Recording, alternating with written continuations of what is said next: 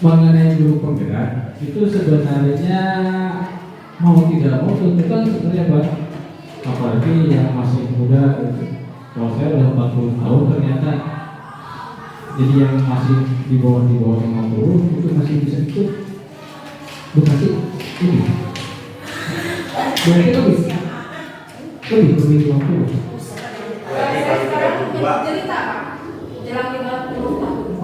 Kalau masih ada kesempatan berarti nggak apa-apa. Ya badan harus ada.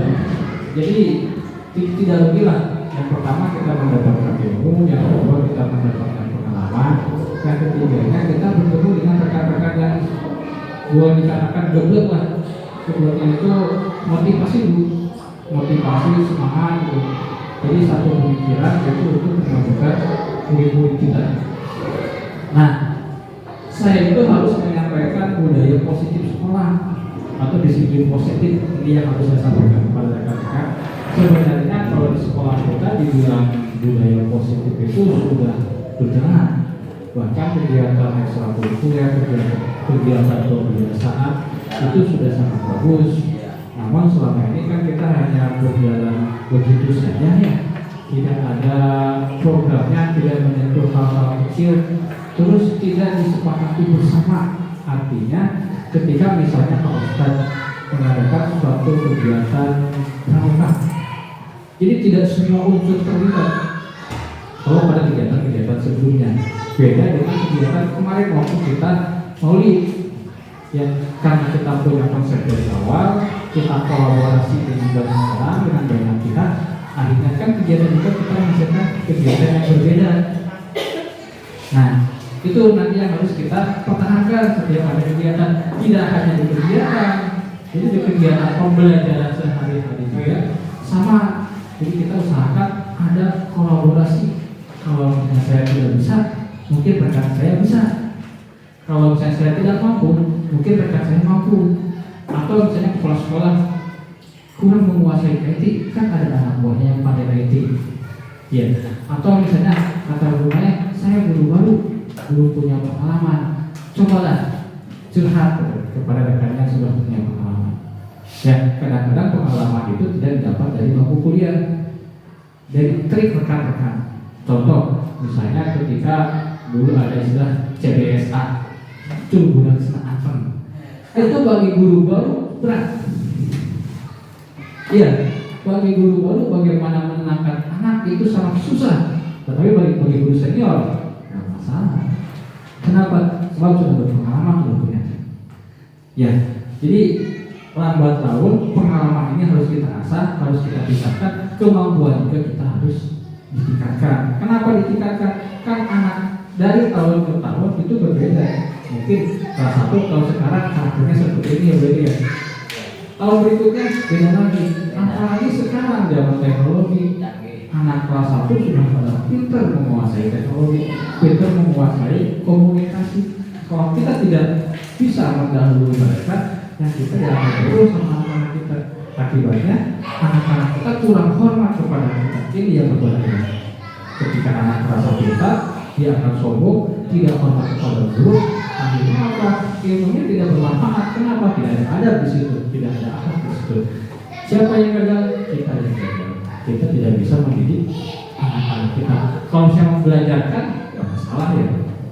Anak kadang belajar, pulang dapat pengetahuan huruf A, huruf B, itu sudah biasa. Tetapi ketika anak datang ke sekolah, setelah kita ajarkan adab, kita ajarkan akhlak, ketika anak pulang di rumah mengaplikasikannya, itu boleh-boleh berhasil.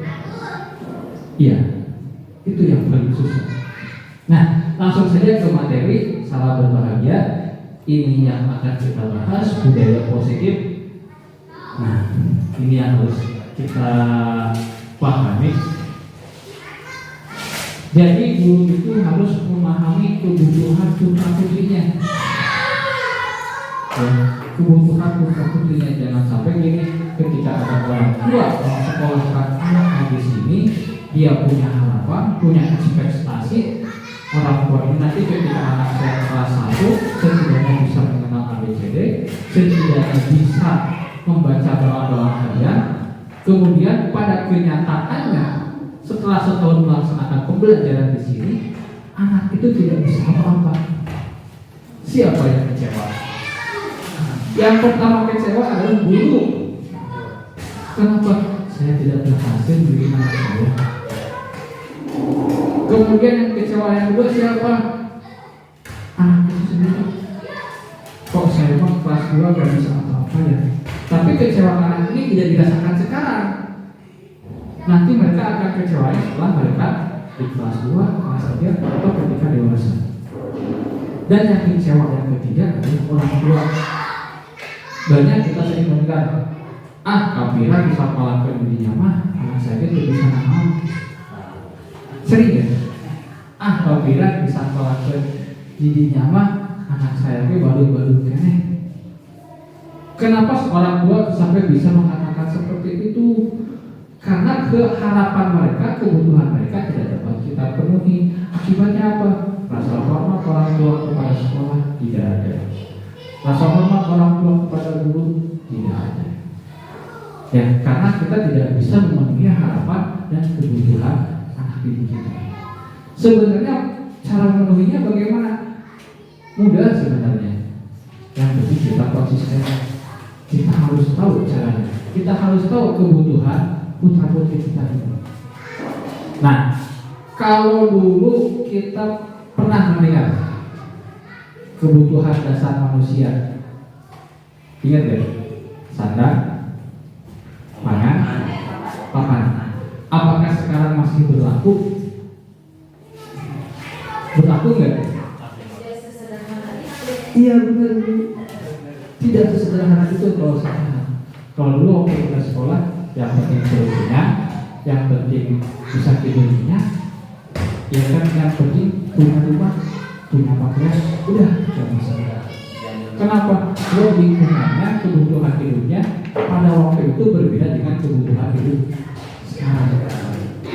Contoh misalnya, tidak sedikit orang sukses, orang kaya, dokter, bunuh diri. Ya kan? Tidak sedikit pejabat yang serba kecukupan, ujung-ujungnya narkoba. Tidak sedikit juga para artis populer rumah tangganya tidak bahagia. Kenapa? Karena kebutuhannya tidak terpenuhi. Kebutuhan apa? Tidak hanya sandang, pangan, papan. Nanti kita kupas. Biar ada pertanyaan. Tapi 20 menit. Nah, kemudian yang kedua, guru mampu menggerakkan komunitas sekolah bersama-sama. Jadi yang namanya sekolah itu kita kreatif. Jangan berharap mengandalkan kepala sekolah, sekolah bisa maju. Jangan berharap mengandalkan guru kelas 1, anak kelas 1 bisa baca. Jangan berharap mengandalkan guru kelas 6 lulusannya masuk negeri semua. Atau jangan berharap kepada guru olahraga nanti anaknya bisa renang semua. Jadi yang namanya sekolah itu satu komunitas, satu tim. Kita harus maju bersama-sama. Peran saya mah hanya sebagai guru, tidak punya kebijakan, tidak punya kewenangan. Kita ingat cerita Gajah Mada, Patih Gajah Mada. Dia kan hanya seorang patih, bukan seorang raja. Tidak punya kewenangan, tidak punya kebijakan. Tetapi kita tahu yang buat Nusantara bersatu waktu kerajaan Majapahit siapa yang lebih dikenal? Raja Hayam Wuruknya atau Patih Gajah Madanya? Gajah Madanya. Kenapa Gajah Mada? Sebab Gajah Mada punya visi. Gajah Mada punya mimpi. kalau saya tidak bisa mempersatukan Nusantara, saya tidak akan minum air kelapa, mengenal dengan sumpah palapa. Ya, apakah kayak muruk diam saja? Tidak, dia mendukung. Ya, mendukung cita-cita agung, cita-cita luhur yang dimiliki oleh patinya, sehingga tercipta Nusantara yang sepenuhnya yang menjadi cikal bakal Indonesia, kecuali Bogor ya. Ya, kecuali bukannya sudah yang tidak bisa dilakukan. Nah, ini yang harus kita kuasai, yang harus kita berikan. Terus selanjutnya, kita juga harus ingat kembali konsep pendidikan yang sebenarnya. Jadi kadang-kadang kita lupa, saya sendiri kadang-kadang lupa masuk kelas, nyampaikan materi, pulang. Masuk kelas, nyampaikan SKKD, anak suruh mengerjakan tugas, setelah itu pulang. Kita jarang sekali menanyakan bagaimana kondisi anak, bagaimana mereka berjalan ke sekolah, bagaimana kondisi mereka di rumah, dan bagaimana kondisi mereka di sekolah. Mereka merasa senang, merasa tertekan, atau merasa terpaksa datang ke sekolah. Itu harus kita pahami, Bu. Jadi kalau sekarang itu anak belajar menerima materi yang sangat banyak, anak bisa stres. Kenapa? Sebab kondisinya bukan kondisi karena dia merasa butuh akan pelajaran. Kita paham anak SD itu adalah anak yang lagi aktif-aktifnya bergerak, anak yang lagi butuh-butuhnya kasih sayang, anak yang lagi butuh-butuhnya perhatian, apa yang disebut dengan masa usia emas. Nah, ini harus kita perhatikan. Jadi kalau tinggal PP kita buat SKP ya apa seksi 5 menit, terus kegiatan inti paling lama, kegiatan akhirnya hanya 5 menit. Itu untuk ukuran sekarang dirasa cukup apa tidak? Sebenarnya ini situasional. Kelas kita bagaimana kita? Yang penting anak merasa senang dan siap mengikuti pelajaran. Meskipun materinya sedikit, setidaknya anak bisa membawa pulang pelajaran pada hari itu. Contoh misalnya, ketika kita kelas 4 saya lakukan, anak harus bisa perkalian 1 sampai 10. Langsung saya ajarkan 1 sampai 10. Mungkin hanya 1-2 anak yang bisa. Besoknya anak lupa. Kenapa? Belajarnya terpaksa. Tetapi kalau kita sedikit demi sedikit, ya setidaknya kelas 4 minggu ini hafal perkalian 5 aja. Besok perkalian, minggu depannya perkalian 6. Itu tidak masalah. Yang penting pembelajaran anak itu bermakna. Terus yang selanjutnya melakukan evaluasi dan refleksi. Ini yang jarang kita lakukan waktu di UT ya. Kita sering merefleksi ketika membuat tugas akhir karena terpaksa. Itu harusnya dilakukan. Meskipun ditulis beberapa kalimat, setidaknya kita itu punya agenda. Kalau misalnya kita waktu diperiksa kepala sekolah atau diperiksa pengawas, mana agenda mengajarnya, lalu kita buat. Itu pun dibuat bukan berdasarkan kegiatan kita, tapi berdasarkan SKKD yang kita ajarkan. Sebenarnya agenda itu, refleksi kita itu yang kita buat di curan-curan saja nggak masalah. Yang kita ingat-ingat hari ini anak belajar semangat. Hari ini anak bermakna nggak pembelajaran yang kita sampaikan. Itu. Tetapi kadang-kadang karena tuntutan administrasi, tuntutan pengawas, ya kita kalah. Jadi kita sebenarnya tidak menguasai kelas kita sendiri. Kita tidak melaksanakan pembelajaran yang merdeka. Tapi insya Allah lambat laun akan kita sama-sama perbaiki. Kalau misalnya itu dicoba sepakat untuk merefleksi itu berdasarkan format sendiri, berdasarkan catatan sendiri, catatan tangan saja kita sepakat, kita punya argumen, insya Allah itu tidak masalah. Karena kan refleksi itu agenda itu bukan format waktu. Ya, yang penting dari hati kita pembelajaran. Kemudian yang terakhir, memahami peran guru untuk membangun budaya positif.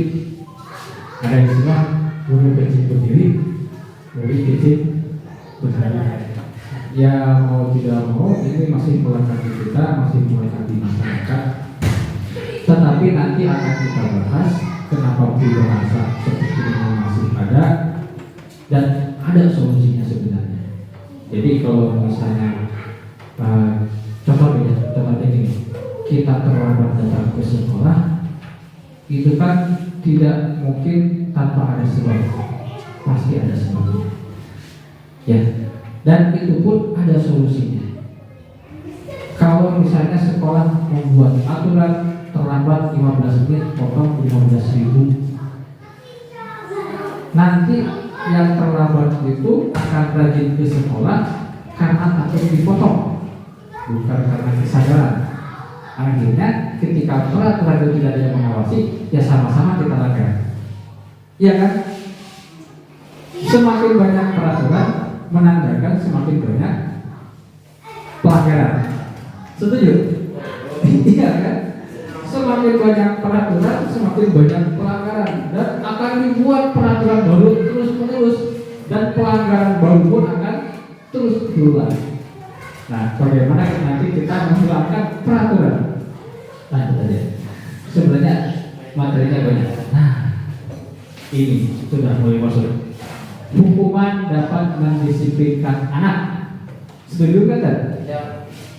Kenapa Mas Arif? Benar. Beliau kita kan. Ya. Ayo.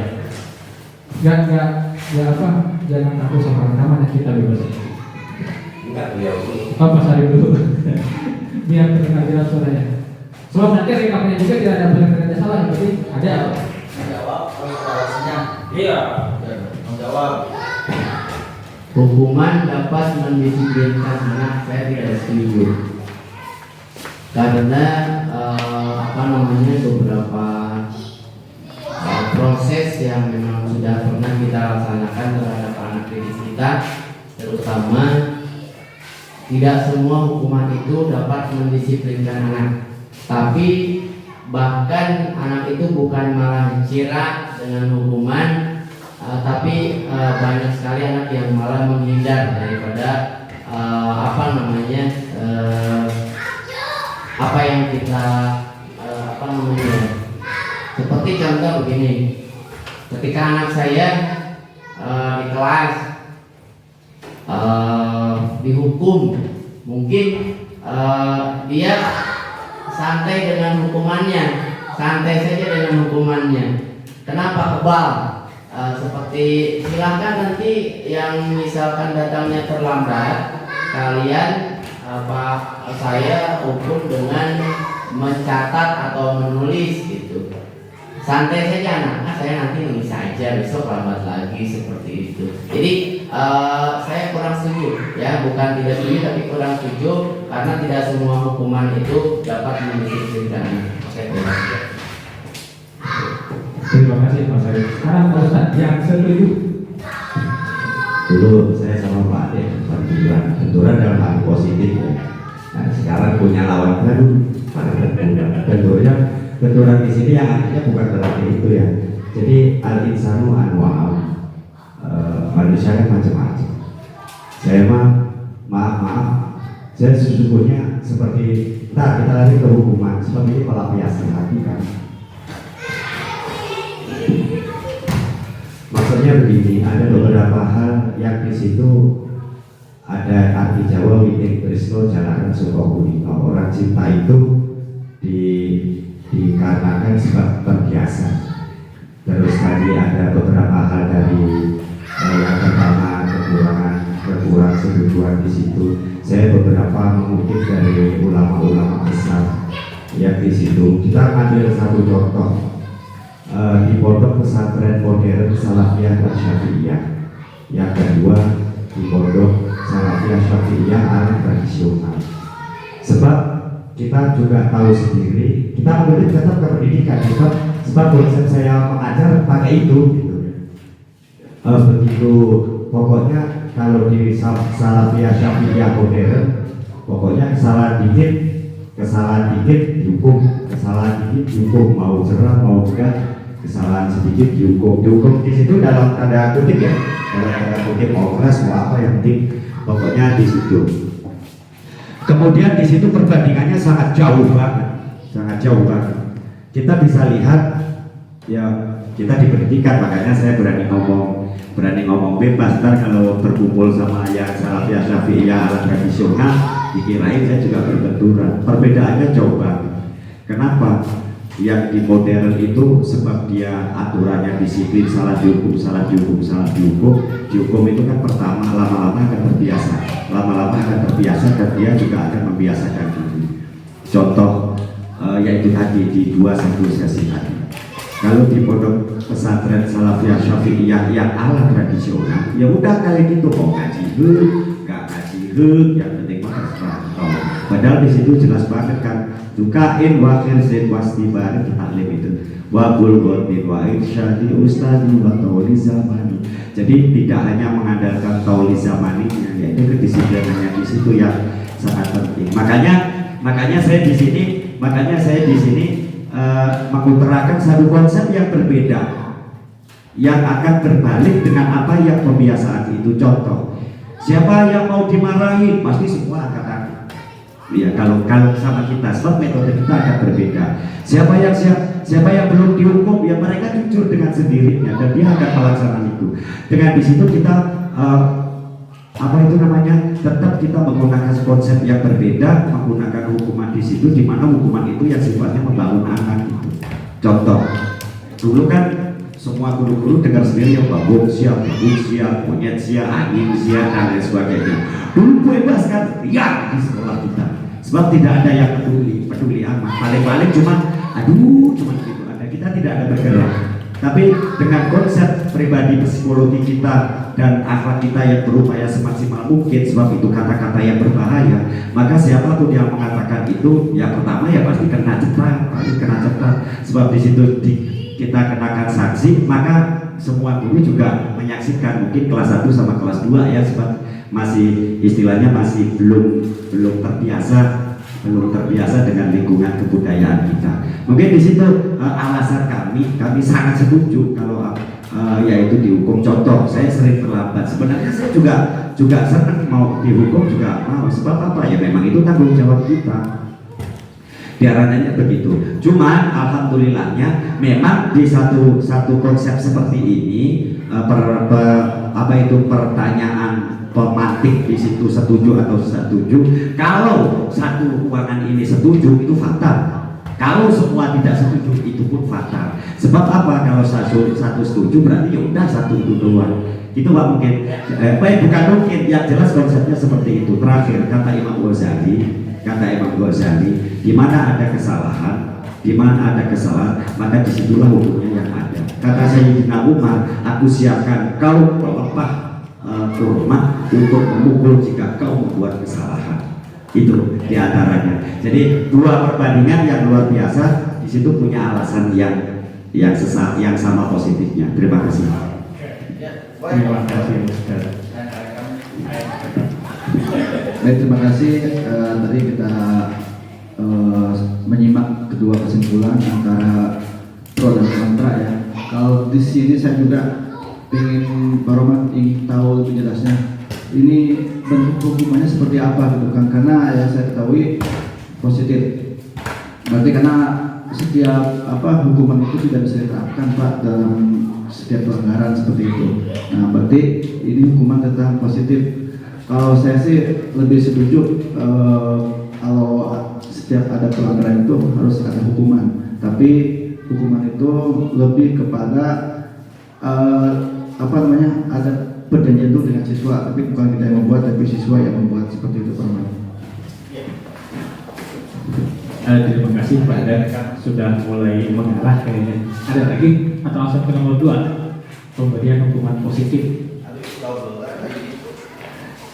Jawaban yang pertama nggak ada yang salah, dua-duanya itu. Tetapi nanti ada tahapannya. Jadi nanti ada tahapan pemberian hukuman, kemudian ada tahapan kesepakatan atau konsekuensi, yang ketiganya ada tahapan keyakinan, dan yang keempat tugas kita nanti ada restitusi. tadi bahasanya.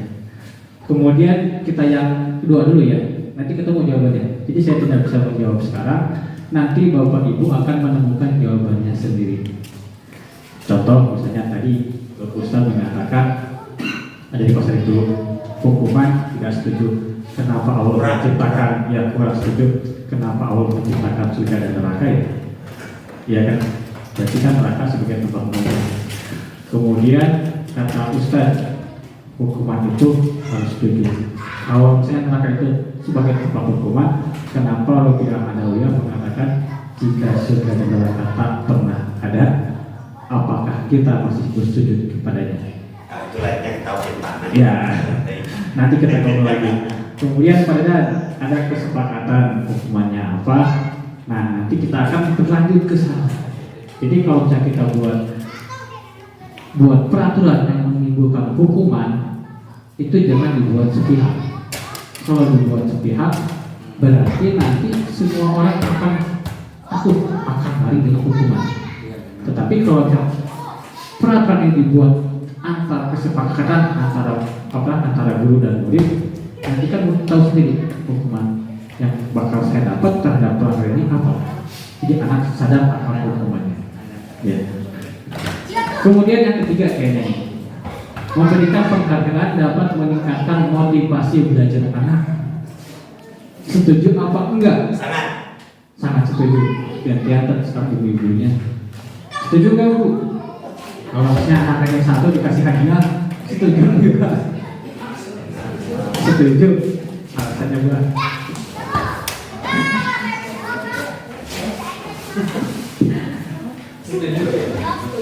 Setuju. Berarti setuju juga. Oh iya nih setuju. Berarti anak yang nggak dapat lagi nggak dikasih hadiah. Padahal kan dia juga punya prestasi. Hadiahnya tidak mesti berupa materi gitu. Ya, betul. Hadiahnya tidak berupa materi. Udah ya, kita lewat dulu ya, biar tambah penasaran. Bang, iya Pak, saya pembelajaran orang dewasa. Beda Bimo. Kamu bukan materi. Bimo makan siang. Ini kita lewat aja ya. Oh iya sedikit nih, kita luas sedikit. Nanti akan kita budayakan di sini disiplin positif ya, dan nilai-nilai kebajikan ini pesawat. Kemudian ada motivasi, ada hukuman, ada penghargaan, ada restitusi. Kemudian yang harus kita perbaiki dari sekarang adalah ini Bu, peraturan kelas. Ya kan di setiap kelas di mana saja sering kita lihat peraturan kelas 1, 2, 3, 4. Nah yang harus dipertanyakan, peraturan kelas ini dibuat oleh guru, dibuat oleh murid, dibuat oleh orang tua, atau dibuat oleh siapa? Jangan-jangan ini dibuat sepihak atau di para hadi kalau pasti. Sebenarnya peraturan kelas ini tidak ada yang baku ya. Dan ada yang lebih bagus daripada peraturan kelas, yaitu kesepakatan kelas. Jadi kesepakatan kelas itu yang kita dengan anak ngobrol, pengennya kelas kita itu seperti apa? Kontrak belajar. Iya, semacam itu kontrak belajar.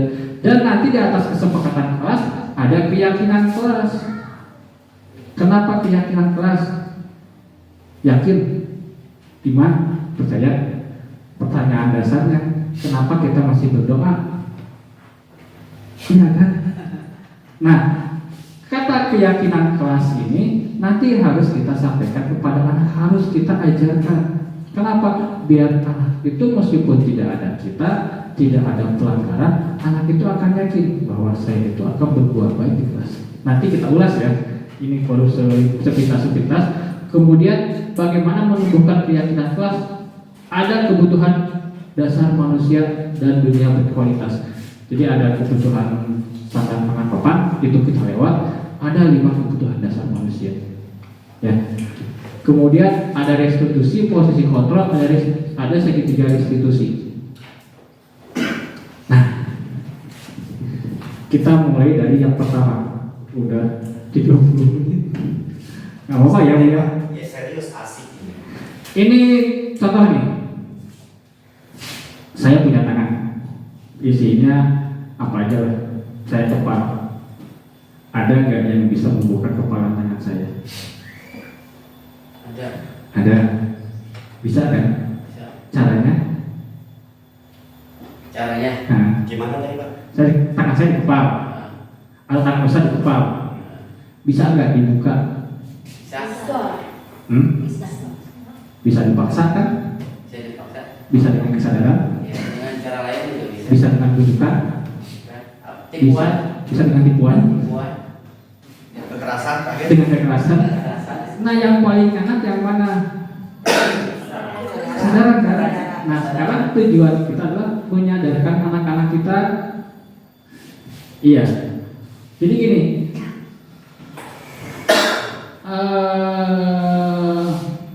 Nih. Kita tidak bisa membujuk, mengancam, menghadik, merayu, menyuap atau apa saja untuk membuka kepala tangan putra putri kita. Ya, tidak bisa.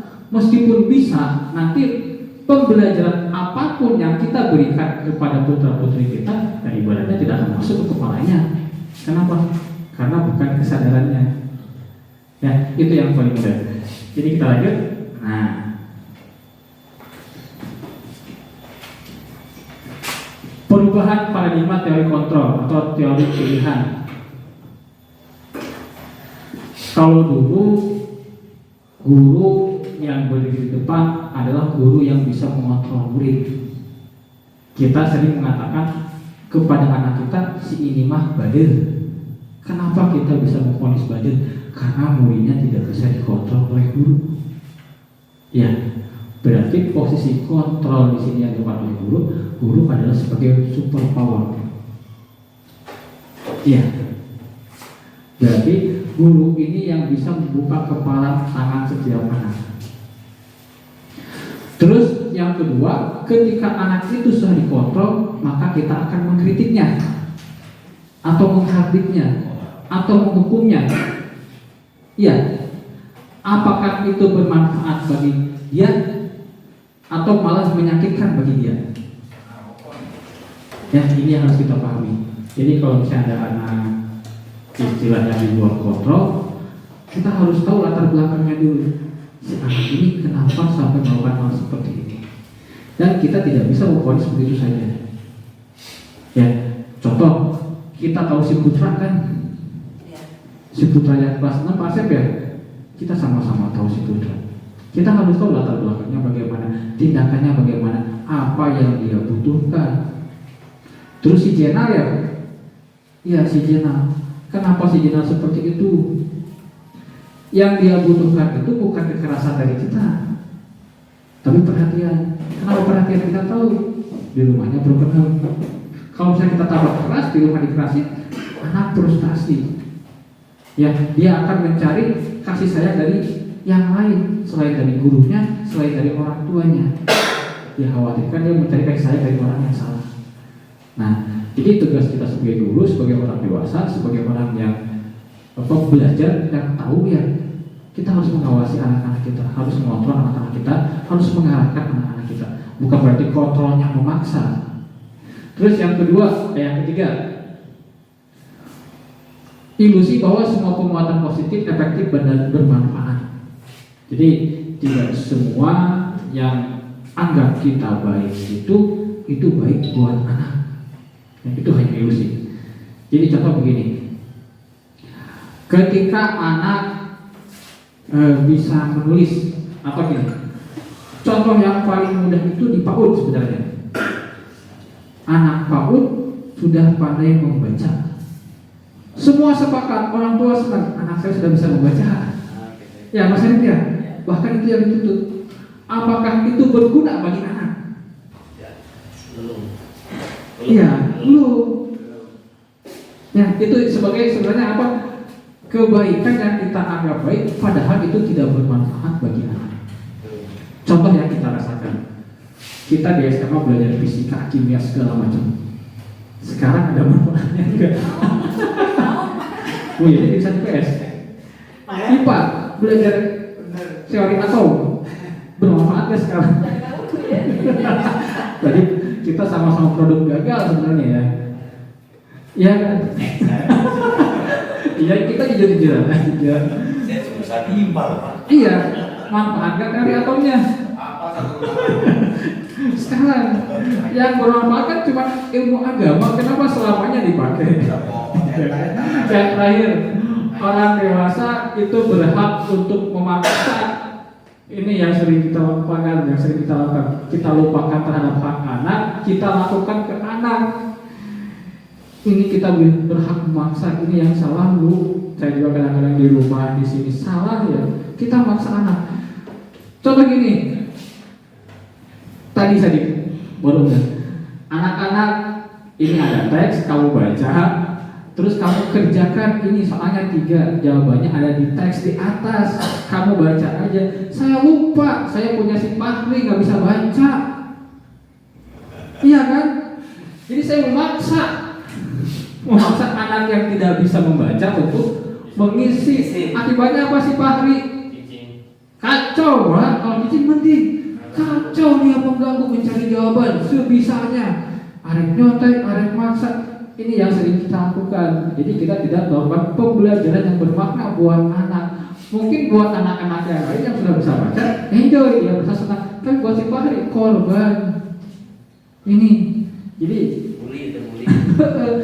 guru tidak langsung membuli anak yang tidak bisa membaca. Kan kadang-kadang kita makanya otomatis udah pinter. Kan dia tidak tahu cara pinter itu bagaimana. Iya. Kita juga sadar seperti ini karena kita sudah dewasa. Ketika kita waktu kelas 1 atau kelas 2 tidak bisa membaca, kita dibully, perasaan kita bagaimana? Ya, ini harus kita perbaiki sama-sama.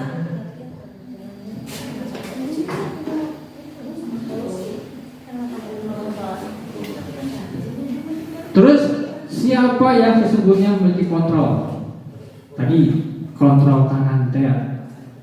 Ya, siapa yang sesungguhnya memiliki kontrol? Yang memiliki kontrol itu dia yang bersangkutan pribadinya sendiri. Ya, contoh begini. Saya masih ingat ketika di D1 Aris Ahmad Jaya mengatakan begini. Saya ketemu banyak orang. Semua orang itu punya bau, punya karakter yang berbeda. Kalau ke pasar, bau pasarnya macam-macam kan. Ada yang bau ikan, bau sayur, bau segala macam. Ya. Dan saya tidak nyaman dengan bau tersebut. Benar-benar tidak nyaman. Saya bawa minyak wangi 1 botol. Saya ingin orang-orang di sini wangi semua. Saya kasih minyak. Iya, dibagi. Berapa banyak minyak yang harus saya berikan kepada orang-orang? Mungkin ribuan liter kata dia. Ada yang paling mudah. Yang menilai bau itu siapa? Kita sendiri kan? Yang punya indera bau siapa? Hidung kita. Jadi agar kita bisa bersosialisasi, berinteraksi dengan banyak orang dengan karakter yang berbeda, yang kita yang harus menyesuaikan, bukan orang lain mengikuti kemauan kita. Yang minyak tadi bagaimana? Ambil aja satu tetes, oleskan ke hidung. Iya kan? Bagaimanapun kita mencium orang, yang wanginya sama. Iya kan? Jadi nanti cara baru memakai minyak wangi adalah bukan disemprotkan ke badan, tapi semprotkan ke hidung. Iya, oleskan ke hidung. Sebenarnya yang pakai minyak wangi itu rugi kan? Iya kan? Kita yang pakai minyak wangi, kita yang beli, yang mencium wanginya batur. Makanya kalau kulit gitu. Terus yang kedua, perilaku buruk itu dilihat sebagai suatu kesalahan. Padahal perilaku itu memiliki tujuan. Kasus si Jenal tadi kenapa si Jenal berperilaku buruk? Kalau di mata kita itu kesalahan. Kalau di mata rekan-rekannya kesalahan. Tetapi kita belum tanya, Jenal, tujuan kamu sama teman kamu seperti ini apa tujuannya? Apa latar belakangnya? Harus kita tahu. Makanya kan kurikulum Merdeka itu sebenarnya bisa dilaksanakan. Yang penting muridnya 5. Iya kan? Kurikulum itu ideal dilaksanakan, yang penting muridnya tidak lebih dari 10. Kalau kita fase 60, ada kajian pembelajaran berdiferensiasi sesuai dengan kebutuhan murid-murid yang kurang ideal. Tetapi jangan sampai kita putus asa. Ya, tetap harus kita laksanakan, kita coba. Kita masih punya akal. Terus orang lain bisa mengontrol saya, bisa nggak? Nggak bisa. Yang bisa mengontrol kita adalah diri kita sendiri. Makanya kan sekarang jargonnya merdeka belajar. Merdeka itu bukan berarti merdeka bebas melakukan apa aja. Jadi merdeka itu kita bisa mengontrol diri kita sendiri sesuai dengan norma-norma, sesuai dengan aturan yang ada, sesuai dengan nilai-nilai yang ada. Itu namanya merdeka. Terus yang kedua, yang selanjutnya pemaksaan pada saat bujukan gagal. Biasanya kalau kita membujuk orang lain terus gagal, terus dipaksa. Ya, contohnya cinta ditolak, rukun bertindak. Iya. Hah? Ini dukunnya Bu. Iya. Iya kan? Tidak sedikit orang seperti itu. Makanya kalau kita sekarang, kalau misalnya kita tidak bisa membujuk orang lain, itu jangan sampai kita paksa. Kita kolaborasi kita aja. Iya, kita kolaborasi, kita kerjasama, bahkan itu kan memudahkan, meringankan tujuan kita. Yang terakhir, model berpikir menang kalah. Kalau dulu kalau nggak menang ya kalah. Kalau sekarang model berpikirnya menang-menang, win-win solution. Jadi kalau misalnya waktu ibu di SMK pemasaran ya pernah belajar win-win solution dari Carnegie. Ya, kalau misalnya ada pembeli dan penjual negosiasi, biasanya kalau ibu-ibu pintar nawar sampai penjualnya menjual barang dengan harga yang serendah-rendahnya. Si ibu merasa senang kan, tentu, saya beli barang murah loh. Apakah penjualnya merasa senang? Itu harus kita pikirkan. Nah, yang punya win-win solution siapa? Harusnya penjualnya. Kita juga terhadap anak seperti itu. Jadi kita harus mengikuti kemampuan anak merasa senang, padahal kita yang sebenarnya merasa menang. Kenapa? Berarti pembelajaran kita berhasil. Ya, contoh misalnya ini, ketika di kelas anak yang dapat yang salah mengerjakan, jangan langsung kita vonis salah. Kita kasih penghargaan, apapun penghargaannya, setidaknya merasa diperhatikan. Kalau misalnya yang betul, yang benar nilainya 100, yang salah yang kita kasih nilai seadanya. Makanya kan banyak orang tidak setuju, banyak para pakar pendidikan tidak setuju terhadap evaluasi berbasis pilihan, salah atau benar, A, B, C, D. Itu tidak setuju. Kenapa? Tidak berpikir menang, berpikirnya menangkap, yang kalau tidak salah ya benar. Ini tidak ada nilai. Ini yang akan kita pelajari, sebenarnya ada 5. Kita lewat aja ya. Jam 12. Mana kata disiplin? Kalau menurut kita disiplin itu kan mengikuti aturan, menuruti aturan. Padahal disiplin itu artinya belajar. Iya. Kalau misalnya gini, iya. Ya, kalau misalnya kita di lembaga militer, bolehlah diterapkan disiplin itu mengikuti aturan. Kenapa? Orang-orang militer ya harus dibentuk seperti itu. Tetapi kan kita di kelas, kita bukan orang-orang militer, anak-anak itu juga bukan anak-anak militer. Jadi beraneka ragam. Nah, jadi makna disiplin itu adalah belajar. Maka harus kita ganti mindset kita. Ya, makna kata disiplin telah berubah menjadi sesuatu yang dilakukan seseorang pada orang lain untuk mendapatkan kepatuhan. Tetapi ini kepatuhan terhadap apa? Kepatuhan terhadap kita, apakah kepatuhan terhadap peraturan? Nah, kadang-kadang kita mengikuti menjadi orang disiplin itu menjadikan tidak nyaman terhadap diri kita sendiri. Contoh misalnya, saya aja sendiri contohnya, ketika harus berangkat pagi, habis subuh, beres-beres rumah, ngatur anak, ngatur istri, berangkat, bisa berangkat jam 7. Tetapi ada yang dikorbankan, waktu bersama anak kurang banyak. Di mata absen, di mata si cantik, disiplin jam 7 sudah berangkat. Tetapi di mata anak-anak, ayah kurang waktu buat anak-anak. Iya, iya kan, mungkin rekan-rekan yang lain juga sama. Jadi disiplin itu menguntungkan satu sisi, di sisi lain merugikan.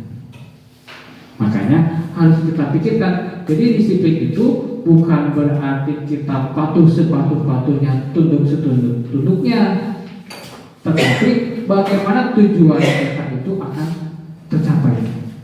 Contoh misalnya, kalau misalnya kita di sini sepakat jam 7 masuk sekolah atau jam 8 masuk sekolah, bisa tidak kita di sini siap jam 7? Ya, kita harus sepakat dulu, siap, tidak, konsisten, tidak. Kalau hanya tidak siap dan tidak konsisten, itu malah menjadi si malakama buat kita sendiri. Nah, kalau misalnya ada yang tidak siap, kita harus tahu alasannya apa. Dan sudah ketemu alasannya apa, harus kita carikan solusinya. Misalnya karena tidak bisa datang jam 7 karena ada pekerjaan lain di rumah, atau karena kesiangan, yang harus kita siapkan solusinya. Contoh misalnya Bu Yeni yang paling jauh ngeluh tidak bisa jam 7 ke sekolah. Sebenarnya ada solusinya, Bu. Pindah ke sekolah kali itu, atau Bu Yeninya tempatkan sekolah yang terdekat. Itu kan solusi. Iya kan? Jangan kukuh kita ingin menerapkan disiplin tapi mengorbankan orang lain, mengorbankan kepentingan lain. Iya. Ya, nah sama anak juga kita harus sama seperti itu. Ketika anak telat masuk kelas, ya kita harus tahu apa alasannya. Ketika anak tidak mengerjakan tugas, ya kita harus tahu alasannya. Waktu semakin, nah masuk aja ya. Teori motivasi perilaku manusia. Nah, tadi ketemu lagi tadi anak mengerjakan tugas atau tidak mengerjakan tugas karena ada hukuman. Iya, berarti anak itu melakukan sesuatu karena ada motivasi eksternal. Ya, bukan motivasi yang timbul dari dirinya sendiri. Contoh misalnya, si A mengerjakan tugas sekolah karena takut dihukum. Mengerjakan dihukum ya, kalau mengerjakan dapat reward. Nah, ketika si gurunya ini yang memberikan tugasnya ini tidak ada, apakah si anak akan mengerjakan tugas? Contoh, saya ketika sekolah Sanawiyah paling takut dengan bahasa Inggris. Kenapa gurunya galak? Ketika guru bahasa Inggris ini memberikan tugas, saya akan mengerjakannya. Kenapa? Takut dimarahi. Kemudian sebelum besoknya mendengar kabar guru bahasa Inggrisnya tidak masuk, akan tidak masuk. Apakah saya akan melanjutkan mengerjakan tugas? Tidak. Kenapa? Sebab motivasi eksternal, bukan kebutuhan sendiri. Mengerjakan tugas karena dipaksa. Kemudian yang kedua, untuk mendapatkan imbalan dari orang lain. Ya, sama seperti anak yang tadi. Saya belajar karena ingin ranking 1. Kalau ranking 1 dapat hadiah. Iya, itu kan dapat imbalan. Tetapi ketika hadiahnya itu tidak diberikan, apakah si anak akan tetap belajar? Apakah motivasinya akan sama? Tidak. Jadi itu juga motivasi eksternal. Yang namanya motivasi eksternal itu tidak akan ada selamanya pada diri anak. Tergantung orang-orang di sekitarnya yang memberikan motivasi. Jadi konsep ke anak pangkawarukeun ieu kuliahna saya karena apa sumber. Ketika kita punya uang pas pangkawarukeun nggak ada kuliahnya, si anak bisa aja berjalan ke warung tapi Ada awalnya. terus apakah ini bisa ditinggalkan? Tidak juga. Ini adalah proses. Jadi tidak bisa kita tinggalkan, tetap ini akan berjalan. Namun mulai dari sekarang kita harus sadar, kita harus bisa yang ketiga, memotivasi internal. Ya, artinya kita harus bisa membangkitkan motivasi murid-murid kita itu bahwa belajar itu adalah kebutuhannya. Kenapa? Meskipun kita tidak ada, meskipun iming-iming tidak ada, meskipun hukuman tidak ada, anak akan tetap belajar. Ya, ini motivasi internal. Contohnya tadi itu ya, kita tidak yakin bahwa itu bisa dikabul, tapi kan tetap kita akan berdoa. Kita tidak tahu siapa yang mengabulkan doa kita, tapi tetap kita akan berdoa. Kenapa? Sebab ada keyakinan dalam diri kita. Dan ini yang harus kita tanamkan. Yang mereka belajar. Jadi sebenarnya kurikulum Merdeka Belajar itu bukan hal aneh, dari dulu juga ada. Cuman kenapa sekarang digembar-gemborkan? Karena kita boleh dikatakan tidak berhasil ketika kurikulum 2013, ketika kurikulum TBSA, dan ketika kurikulum KTSP. Kenapa tidak berhasil? Ya produknya kita. Ya, kenapa sekarang kurikulum Merdeka tidak lain dan tidak bukan adalah menyesuaikan dengan tuntutan kebutuhan murid. Ya, bukan kebutuhan guru tapi kebutuhan murid. Lewat aja. Apa? Hah? Dukung karena penghargaan. Nah ini dihukum oleh penghargaan. Jadi kadang-kadang kalau kita memberikan penghargaan kepada anak, penghargaannya itu tidak pas, itu malah menjadi hukuman. Contoh, saya sendiri Bu, saya ketika RI, MTS itu tidak pernah ranking 3, 1 atau 2. Ketika ranking 2, saya digebukan Bu. Ranking 2 aja masih digebukan, apalagi ranking 4.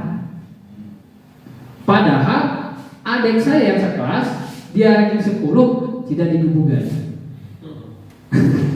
Aneh kan? Di mata orang tua saya gagal karena ranking 2. Adik saya ranking 10 tidak gagal, berhasil.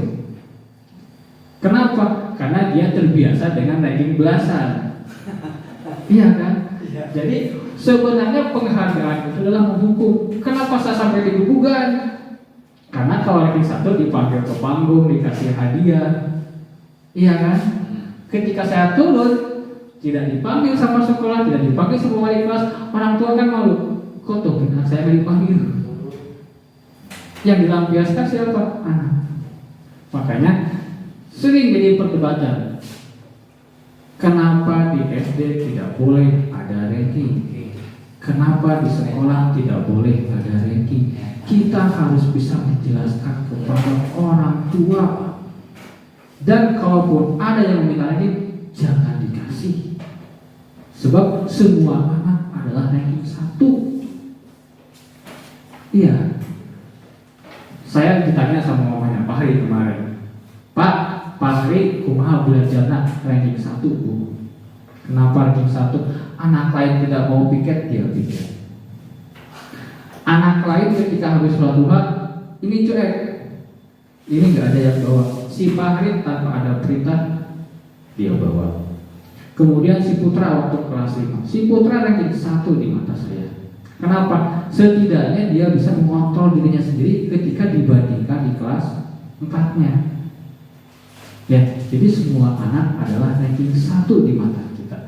Kalaupun orang tua nanya, Pak ranking berapa? Ranking 1, nerima kumaha? Ya nilai itu kan istilahnya kumaha menang.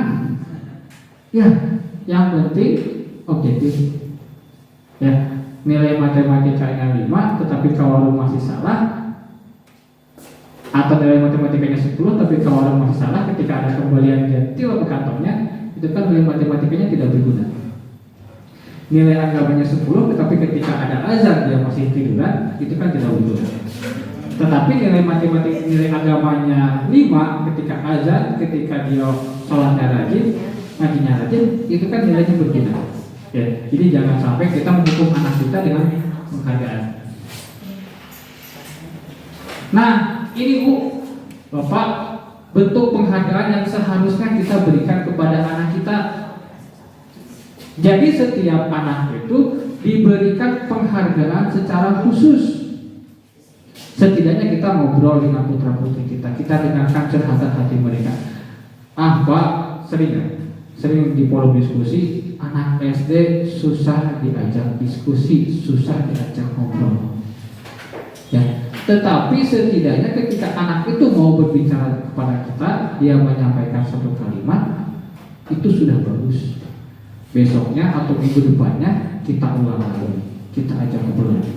Dan beri penghargaan secara pribadi. Jadi kalau misalnya kita ingin memberikan penghargaan kepada anak, jangan istilahnya diposting di media sosial atau di depan orang banyak. Kenapa? Satu, anak itu bisa sombong. Itu malah pembelajaran kita tidak berhasil. Ya, yang kedua akan menimbulkan iri dari rekan-rekannya yang lain. Ya, jadi kalau misalnya kita ingin memberikan penghargaan, ya secara personal. Terus berikan penghargaan kepada murid secara bergantian.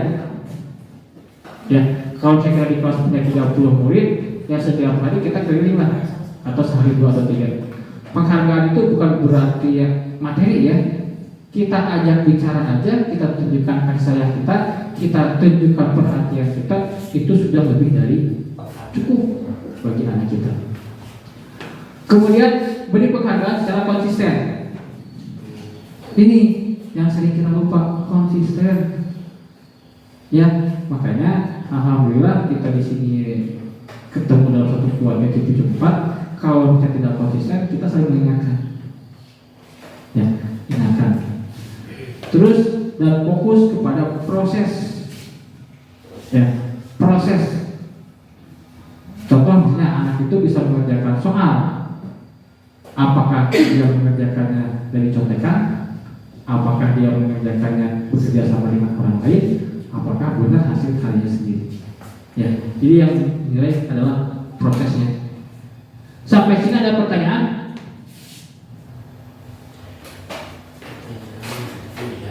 Ada pertanyaan tidak? Kalau unak-unak boleh kan Pak? Boleh.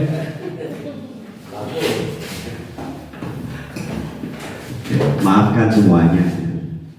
Maksudnya kan ini tetap unak-unak hati pribadi. Tatkala saya satu mendengarkan yang tadi, yang kedua unak-unak kita tatkala dibelajarkan. Yang jelas konsep saya belajar terhadap rekan-rekan guru, yakin kok saya berbeda. Yang pertama sepele ya Pak.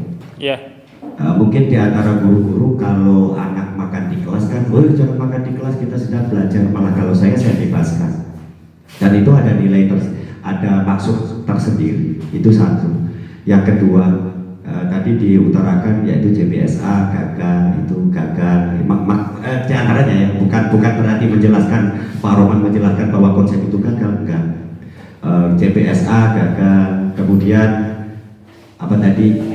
KTSP gagal, terus Kurtilas gagal dan lain sebagainya. Itu istilahnya sesungguhnya konsep di situ sama dengan guru-guru kita kok.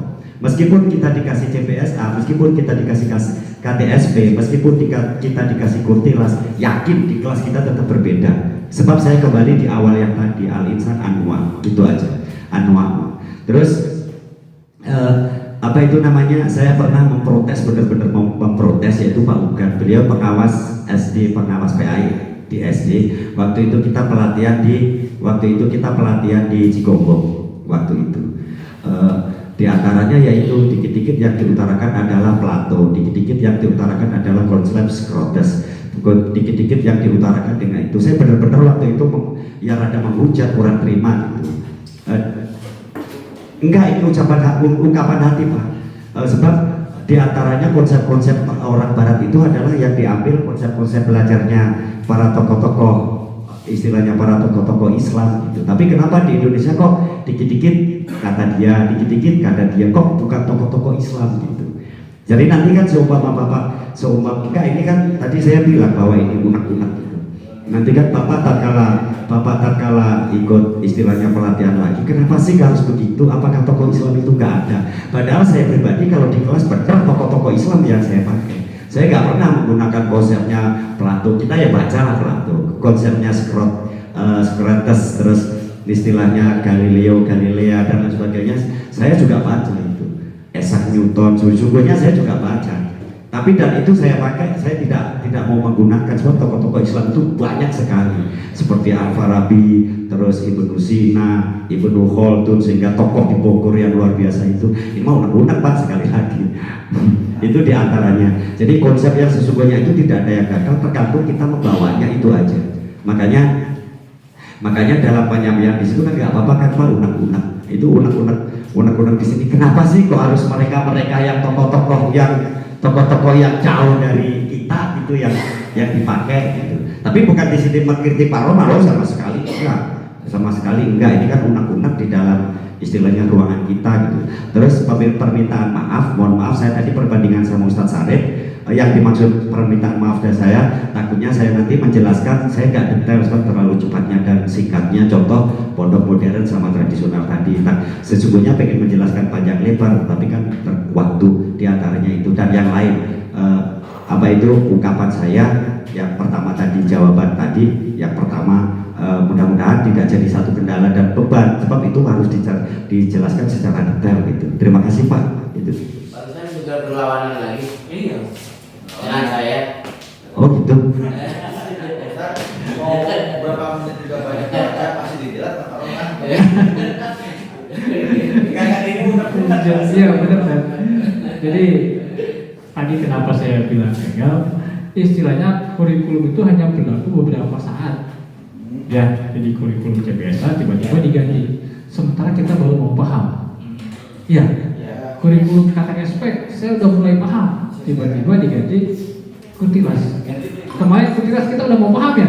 Iya. Alumnya udah mau paham, tiba-tiba diganti sebenarnya yang jadi korban adalah kita dan anak-anak kita. Berarti kurikulum itu tidak ada yang abadi. Terus yang kedua, saya juga sekarang sudah mulai senang dengan buku Ta'limut Ta'lim Imam Januzi. Ketika saya baca buku itu, konsep ini saya paham semua. Iya, karena sumbernya dari sana. Jadi nilai-nilai kebajikan universal itu yang gaung-gaungkan kurikulum merdeka sekarang itu sebenarnya ajaran agama kita, Bu. Iya kan? Kalau misalnya kita lihat nilai-nilai Pancasila, gotong royong, wasawiru fil amri, iya kan? Terus tolong menolong, watawasau bil haq, watawasau bis sabr. Ya. Terus ada lagi terus beriman dan bertakwa. Apa belajarkan putra putri kita kan ku anfusakum wa ahlikum nar. Sebenarnya ada semua. Jadi kalau misalnya kita istilahnya kalau misalnya kita paham apa ilmu kita, apa yang kita miliki untuk belajar kurikulum merdeka tidak sulit. Langsung saja kita tebak-tebakan ini. Kalau misalnya tidak sesuai berlainan paham, bagus berarti. Yang pertama nih, tindakan kita mencatat 100 kali dalam buku kalimat saya tidak akan terlambat lagi karena tidak akan terlambat lagi karena ke sekolah. Ini hukuman atau konsekuensi? Konsekuensi, simpan jawabannya ya. Hukuman. Gak masalah. Gak bakalan saya tanya alasan di panjang ya. Ya. Yang kedua, lari mengelilingi lapangan basket karena terlambat hadir sekolah. Hukuman. Ada yang jawab konsekuensi? Hukuman. Yang ketiga, push up 15 kali karena tidak menggunakan masker ke sekolah. Hukuman. Yang selanjutnya, menggantikan kertas tugas teman yang telah dicoret-coret. Konsekuensi. Membersihkan tumpahan air di meja tulis karena tersenggol pada saat belajar. Murid disuruh mengenakan sepatu seharian di sekolah karena tidak mengenakan sepatu hitam. Hukuman. Ini kan menanggalkan sebenarnya Bu. Membersihkan Ya, menanggalkan sebenarnya menanggalkan sepatu karena tidak mengenakan sepatu hitam. Konsekuensi. Yang terakhir, lari mengenai lapangan basket karena terlambat 10 menit. Hukuman. Yang terakhir toleransi nggak ada. Ya. Kalau tadi saya cukup berapa?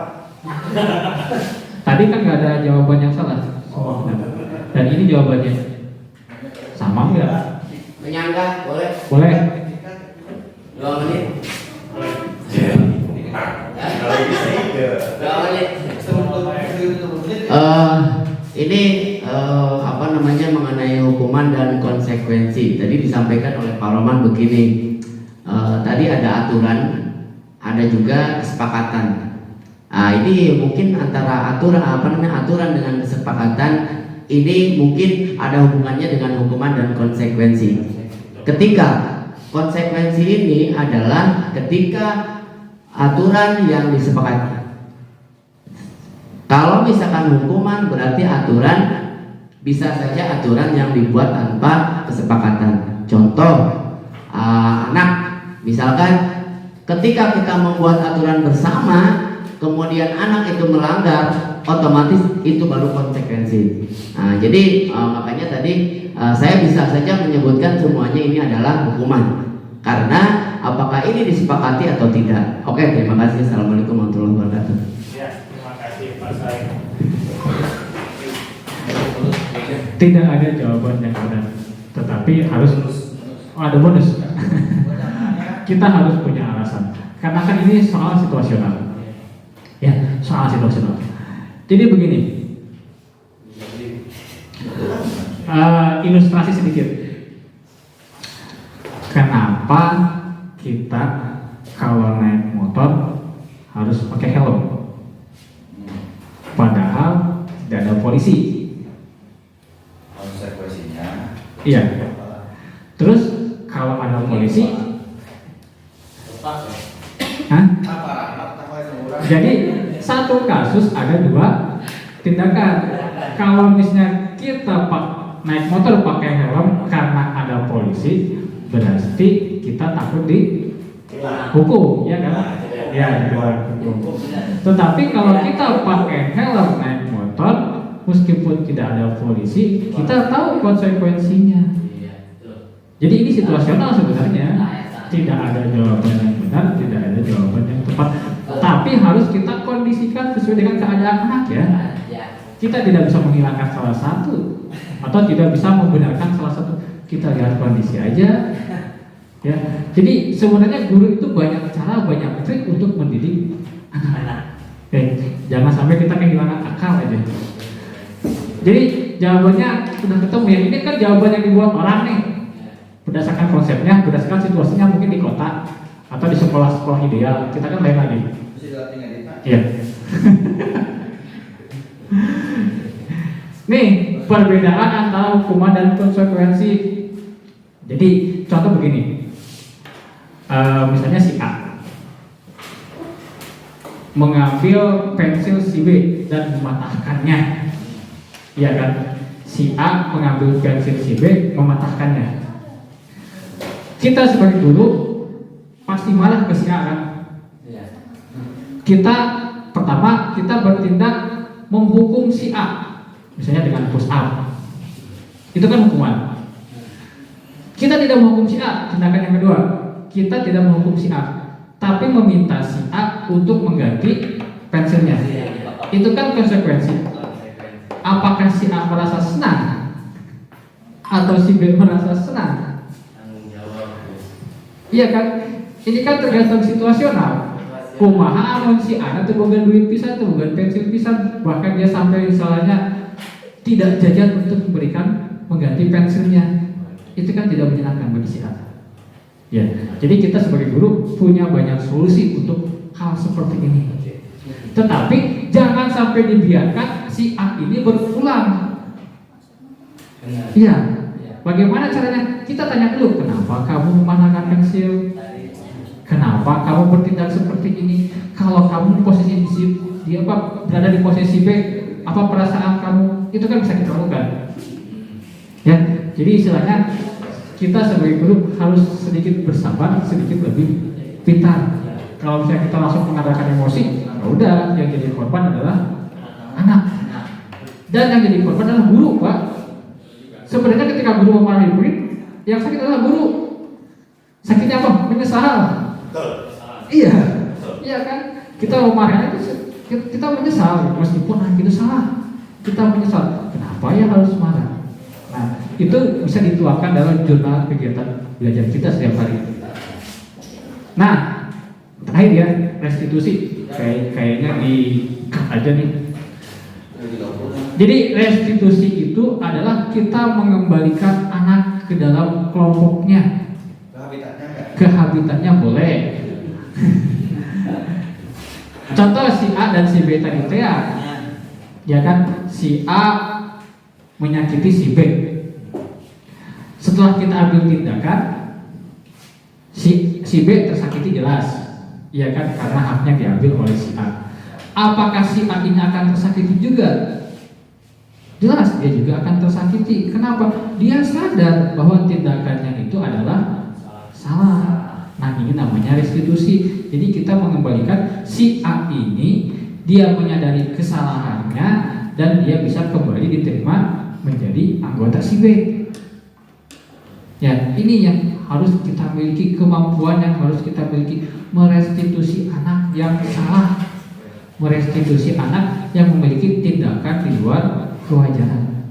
Ya, ini sangat susah sekali. Kan kadang-kadang kalau misalnya kita ketemu dengan anak yang bertindak di luar tindakan, kita kadang-kadang mengucilkannya, atau anak-anak lain mengucilkannya. Padahal anak tersebut memiliki hak yang sama untuk belajar di sekolah, memiliki hak yang sama untuk bergaul di sekolah. Kalau dibiarkan, anak ini bisa minder, bisa segala macam dan sebagainya. Ya, ya, ya kan? Ayo Bu Aman. Oke, siap. Ya, makasih Pak Dadan.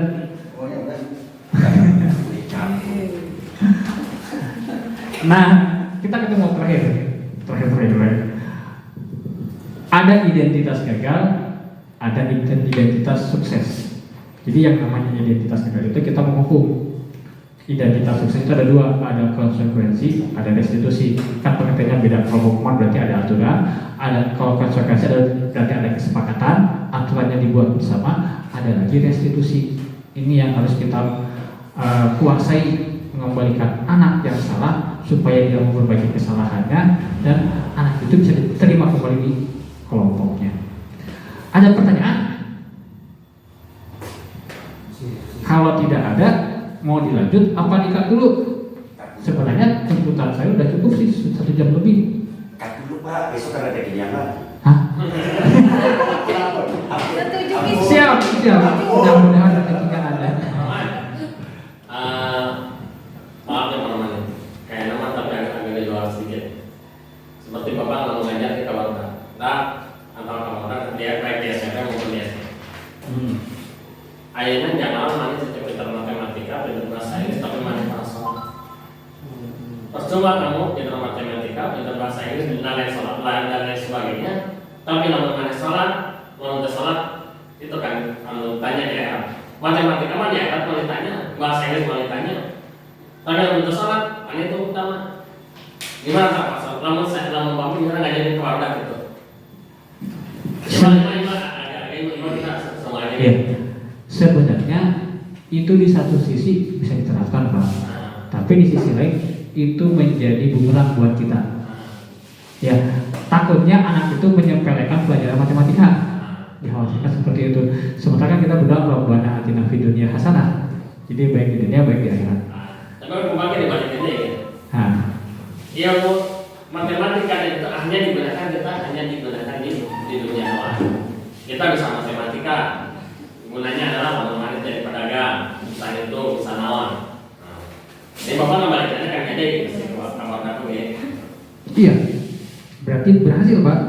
Maksudnya pasti gini, ketika kita memposisikan anak itu merasa bersalah ya, istilahnya buat apa belajar yang lain.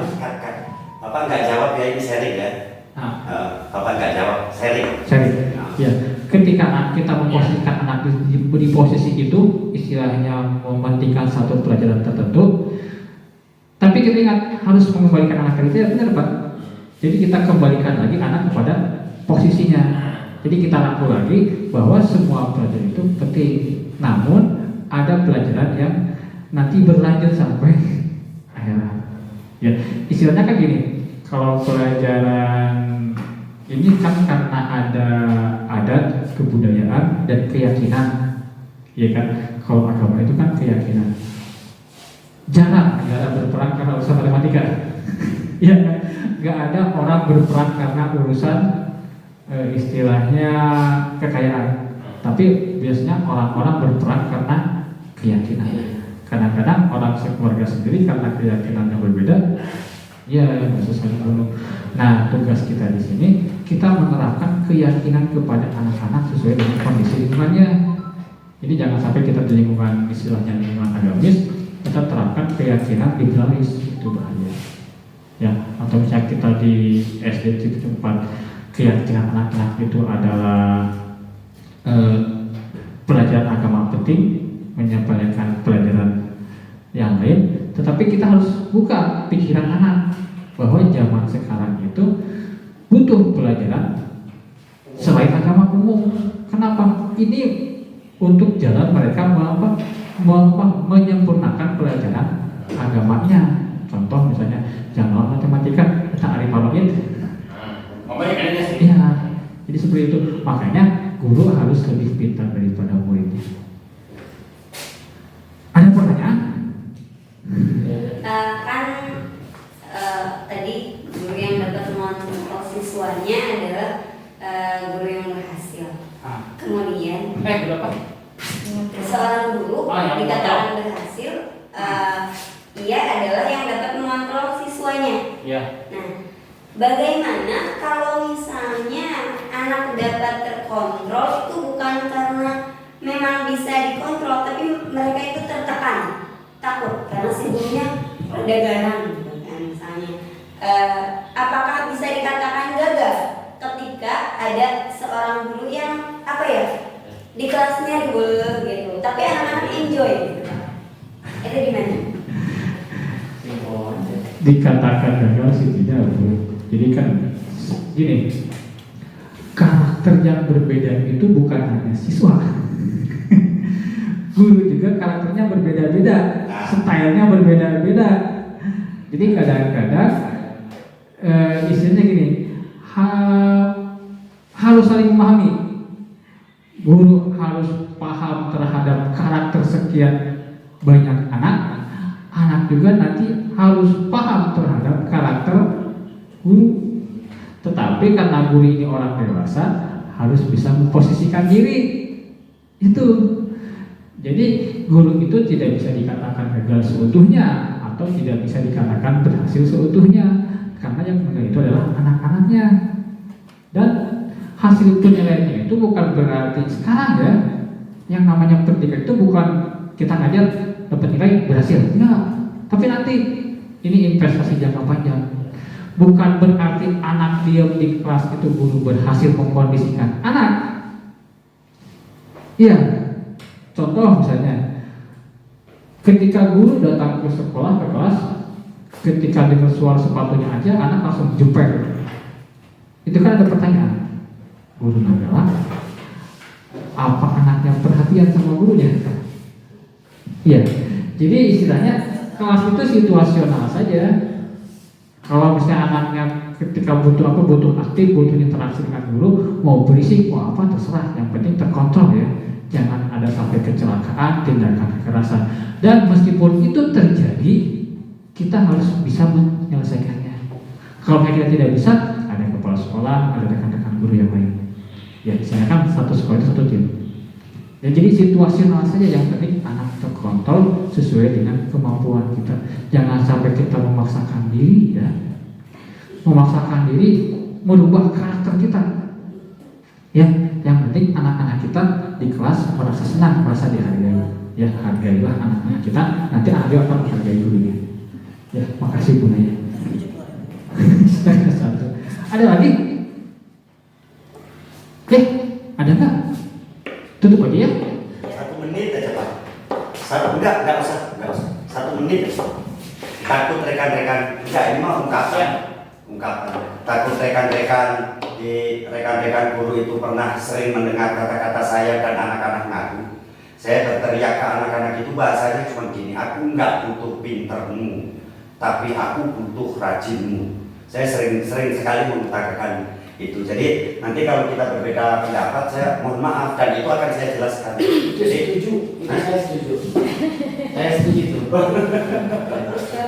iya, satu itu sebab dalilnya jelas kan. Maksudnya aku ke kelas 6 ke kelas 1 pun, ke kelas 2 pun, aku nggak butuh rajin, aku nggak butuh pintermu, tapi abi butuh rajinmu. Dalilnya jelas, afdal syaitan dawabun. Walaupun itu aja. Betul. Jadi mohon maaf kalau kita berbeda. Anak ini bukan buatan pabrik ya. Tapi kan kesannya sama. Nah, Ya. kan finishing. Anak ini bukan buatan pabrik, ketika kelas 6 dia lulus quality control, bukan ya. Terus anak ini kan dibentuk dengan karakter guru yang berbeda. Anak juga karakternya berbeda. Jadi biarkan anak itu berkembang, kita juga harus berkembang. Iya. Jadi kita harus menambah kemampuan kita. Kenapa? Sebab kemampuan anak juga butuh dikembangkan mengikuti kebutuhan hidupnya, kebutuhan zamannya.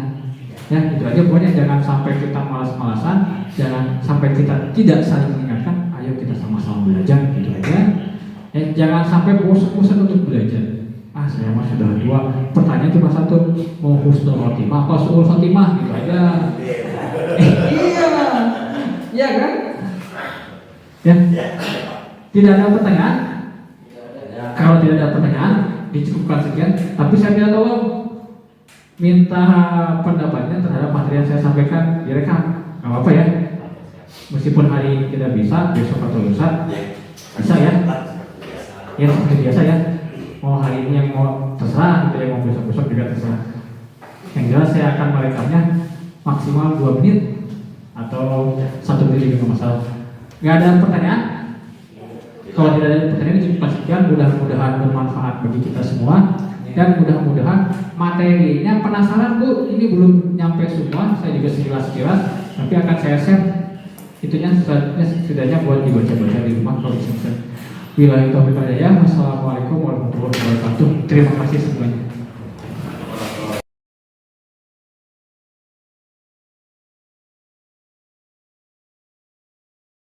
Assalamualaikum warahmatullahi wabarakatuh. Saya Muhammad Ramdhani dengan panggilan Pak Dadan, wali kelas 3B di SDN Cipicumpat.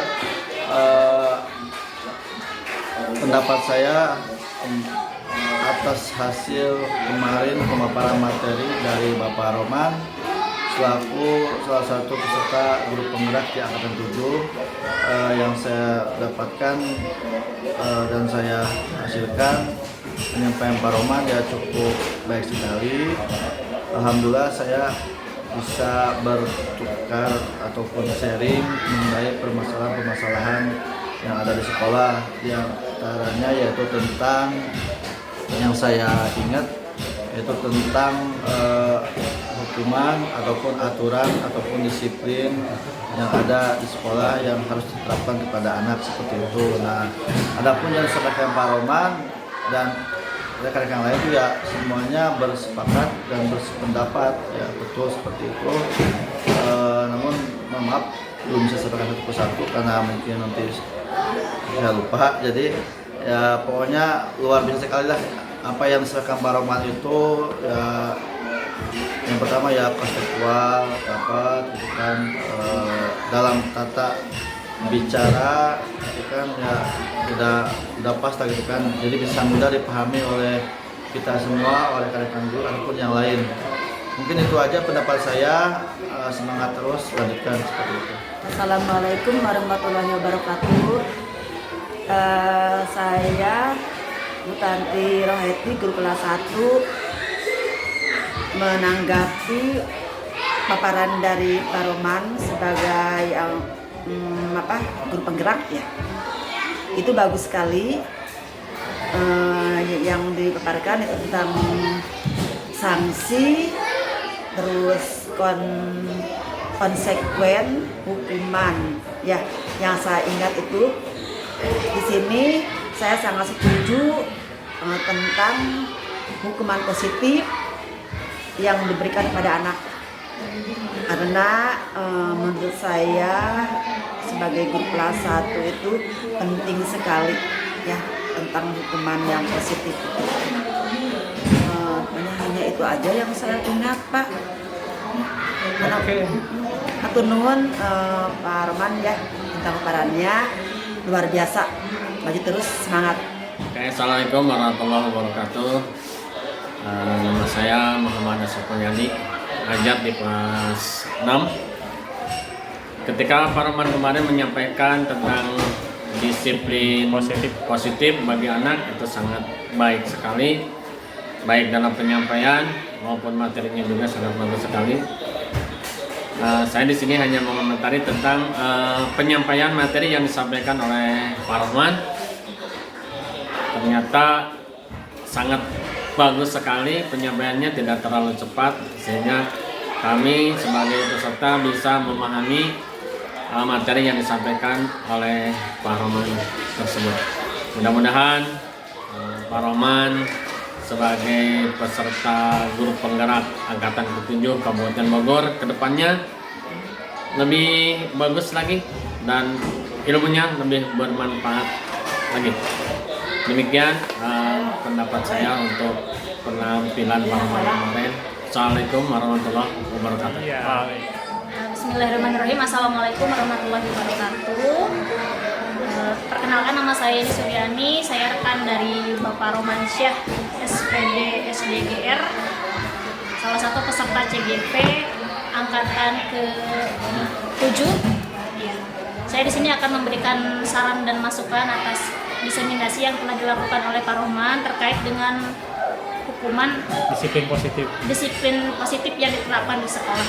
Ya, di sini saya sangat mendukung adanya hukuman disiplin positif yang diterapkan terhadap anak karena aturan yang dibuat memang bersifat mengikat. Jadi ketika anak memang melanggar aturan yang sudah ditetapkan oleh sekolah, kemudian dia melanggar, dengan adanya sanksi atau hukuman di sini membuat anak menjadi jera atau mungkin tidak mengulangi kembali kesalahan atau pelanggaran yang dilakukan pada saat sebelumnya. Mudah-mudahan untuk kedepannya Pak Roman semakin sukses dan maju juga untuk sekolah kita. Terima kasih. Demikian saran dari saya. Wassalamualaikum warahmatullahi wabarakatuh.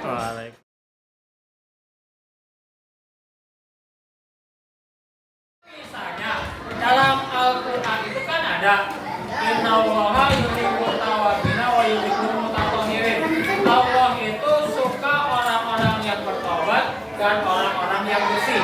Makanya ada hadis Nabi anazobatu minal artinya nah sekarang anak perempuan lagi nyabu, tiba-tiba ada anak laki-laki mengatakan orang anak perempuannya apa disebut? Tanukan. Sirehan buntutan lupa.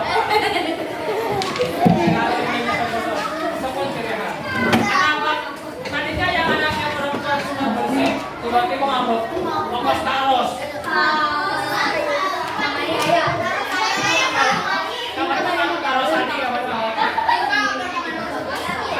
Terus sirehan jadi buntutan lupa.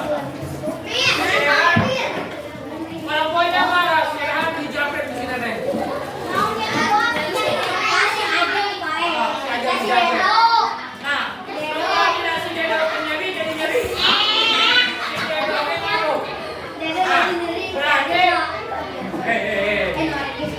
Berarti untuk menjaga kelas ini kita buat kesepakatan ya. Berarti kesepakatannya gini, punya daftar pikir nggak? Hah? Janjian diulah nggak? Cantik tapi ayah, voice message saya, voice rasa saya. Ya. Berarti satu, dua, aja, minggu pegang. Ya.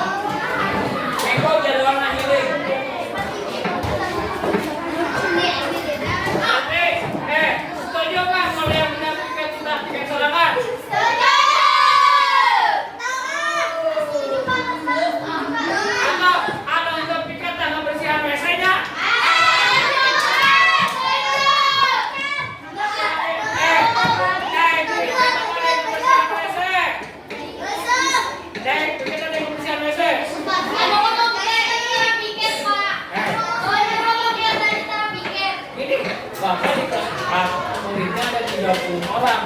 Seminggu itu yang itu 2 kali. Dasarnya kebagian 2 kali lah. Ini dia kelas 5, muridnya lebih banyak. Tiketnya seminggu sekalinya. Nah, sekali dulu. Dua kue. Anu haji mah. Berarti anu betul 5 kue kamu.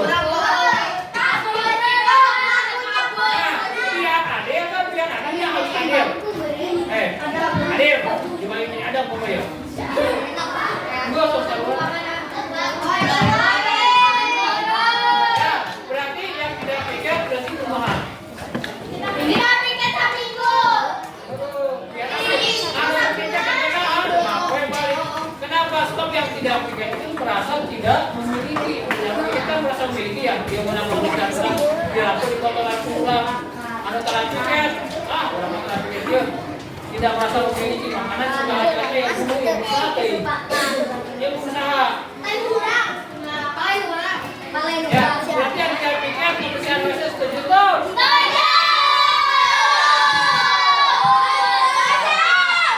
Orang tanya kenapa tidak setuju?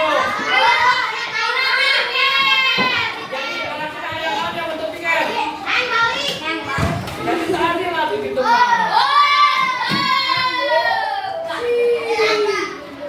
ya, terus laki pemikat dan kenalan. Bersihan kelas pikir non. Aja nato, enak pikirnya bu. Laki-laki pikirnya kelamban apa?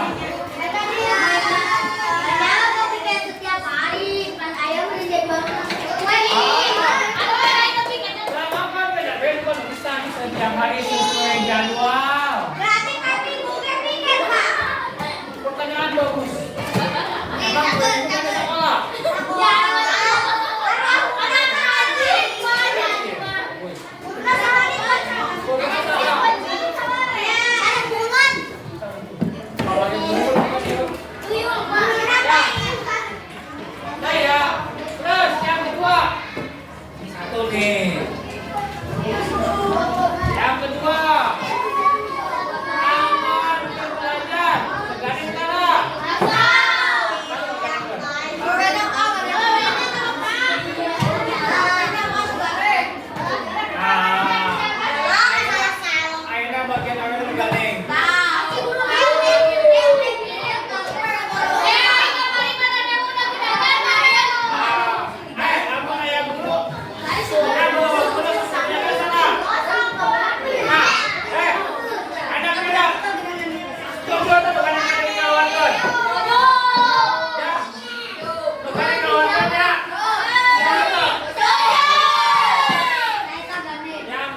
keluar. Yang tadi. Ya. Yang berisi keluar. Naonnya bahasa Indonesia Gale? Yang bersisi. Bersisi. Ribut keluar kelas. Ribut keluar Kamu kelas. itu tidak balik deh. Keluar kelas. Yang ribut di keluar kelas termasuk lari-larian ya. Lompatan. Ada kayak itu lompatan di kelas banyak sesuai jadwal. Bisa bapak jadi pastor begini. Kesepakatan kelas. Ya. Ribut keluar kelas. Arek ribut main lato-lato. Arek ribut nanti udah-udahan. Arek ribut malah sehat si kalewe. Arek sarek ikan kelek. Ribut dan kamu sekarang gede. Mas kenapa?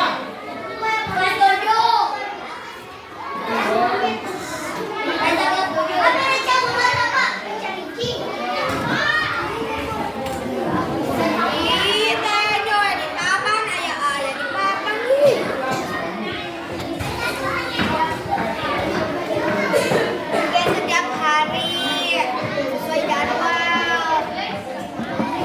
Udah tuh.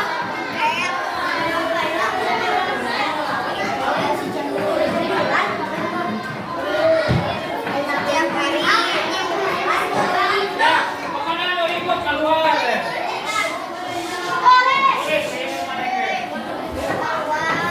Ribut keluar. Kenapa mengganggu? Mengganggu si Adi terus sare namutan gane Adi. Adiknya yang ribut sopan. Apa lagi? Apa lagi ya?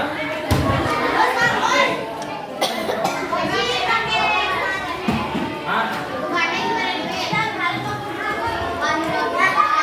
Hari.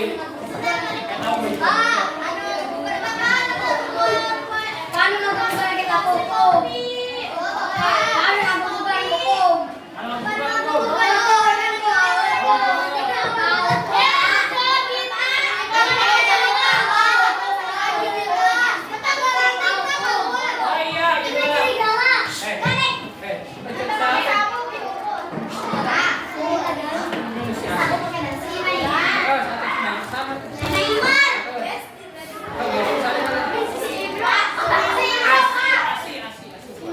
gimana? Yang tidak setiap sekolah memakai seragam. Oh, ini warna-warni ya Bu.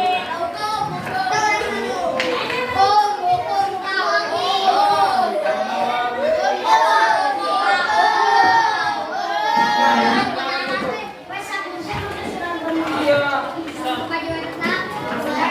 Nah, itu harus ya. Seragam.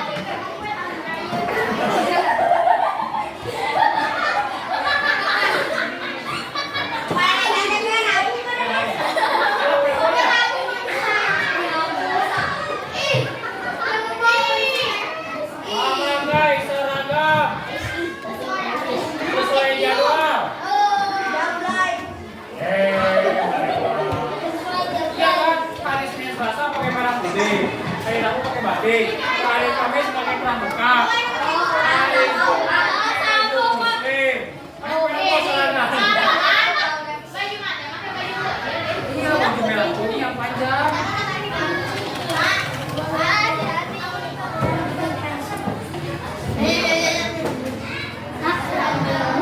Ya, hari Sabtu pakai seragam olahraga. Nah, gini. Nih, hari Jumat kalau mau pakai gamis perempuannya atau laki-lakinya pakai gamis ya Arabnya. Kalau mau, kalian ngomong sama orang tua kalian sama komitenya biar seragam.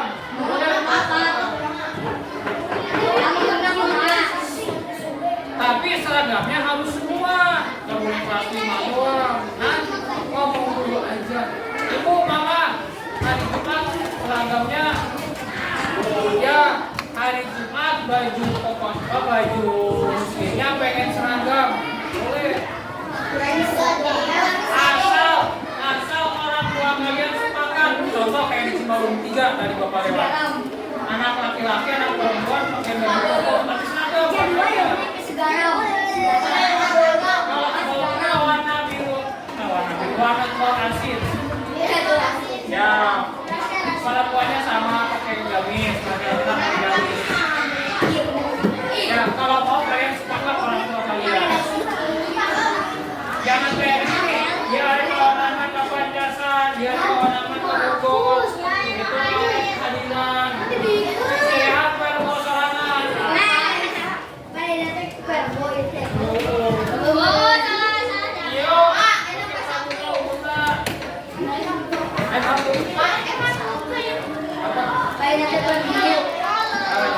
Nanti mah terus ya, oh emang sampai kowe yang tadi pakai.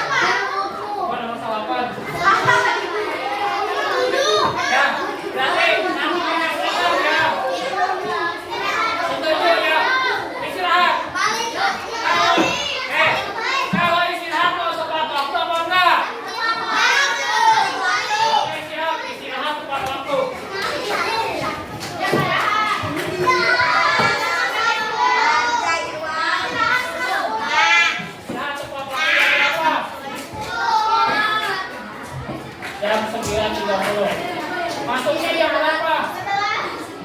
Jam 11. Jam 11.30. Masuk kita istirahat sih jam 10.15. Iya, jadwal itu 10.15. Iya, hanya 45 menit. Istirahat. Kalau saja pulangnya jam 1.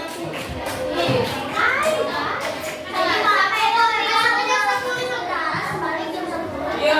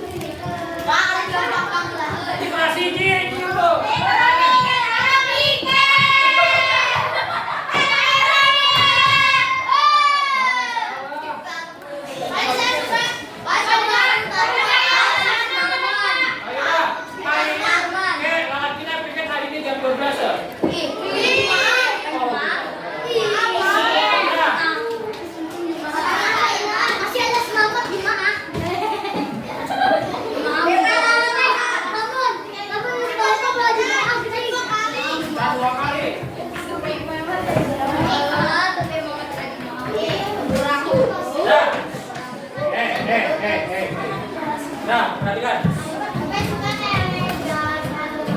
Besok ada apa ya? Kalau mau, Pak Hasan, Arena.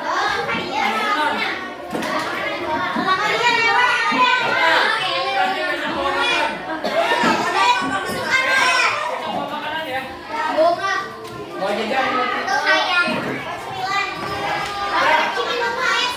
Siap. Jangan kasih dada Bapak.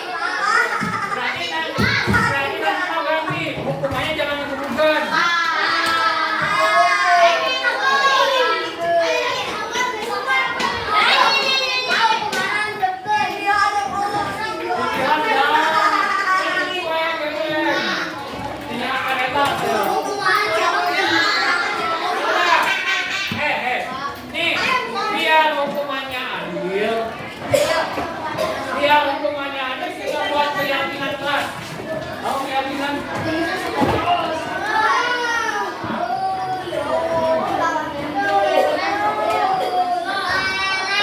Ya, kalau kan kesepakatan. Kalau itu kan ada aturannya. Yang melanggar berarti di. Nah, sekarang keyakinan kelas. Kalau keyakinan itu hukumannya nanti. Ya, tadi Bapak ditanya, kunaon pilihan makin sholat di kita. Ya kan minta wajib. Namun melanggar pilihan ngerasa dosa tuh. Ngerasa dosa.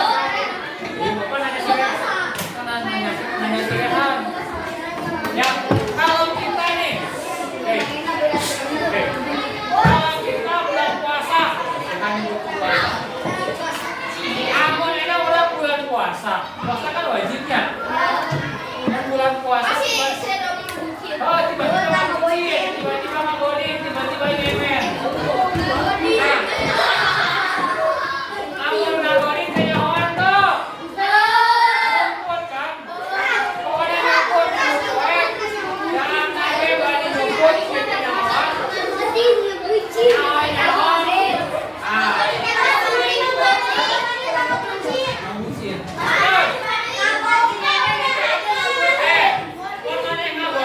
Puasa, ditanya ke mamanya, sama aku tada. Terus, aku maghrib dulu bukan tuh. Ketika habis maghrib kalian merasa berdosa tuh. Merasa dosa ya. Oh, berarti kalian mau terasa ini jelok. Ya, iya kan? Kita tidak melaksanakan puasa maghrib. Kita merasa berdosa. Nah, kenapa ketika puasa nagori kita merasa dosa? Sebab kita yakin bahwa puasa itu wajib. Sebab kita yakin, ya kan? Yakin tuh. Yakin tuh ketika kita puasa nagori nggak ada yang melihat. Sebenarnya ada yang melihat siapa? Allah, ada malaikat, ada sirong pikiran orang. Si duduk teh, si duduk nggak boleh nak kemana kalian.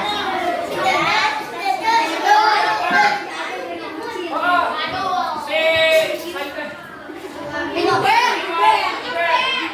nggak boleh di sawah, anak penjalami, kayak manuk lewat teh. Si juga nggak boleh dah. Jauh kemudian si juga nggak boleh. Macam jauh nak, siapa yang pikiran orang? Nanti dia sekarang jadi saksi. Ketika di akhirat jadi saksi.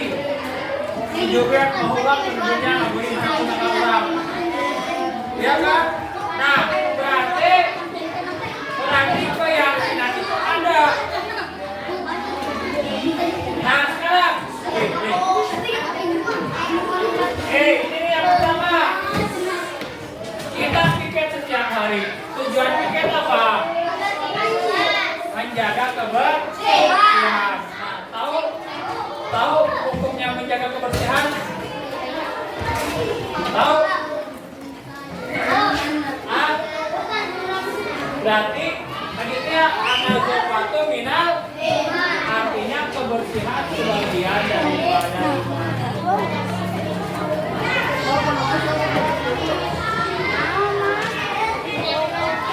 Nah, sekarang yang suka motoran kelas beriman toh? Nah, berarti yang sudah beriman masuk.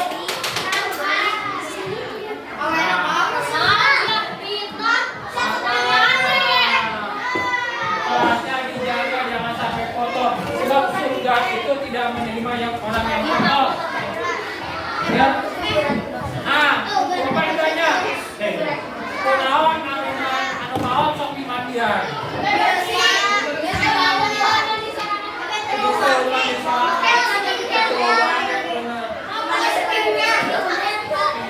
Termasuk orang non muslim, bukan orang Islam pun ketika mereka meninggal sama mereka juga kematian dengan kapan. Bahkan orang Kristen pakai sepatu, pakai dasi, begitu halus. Ada lagi orang mana yang dibakar, orang Hindu ya. Orang Hindu kan matinya dibakar.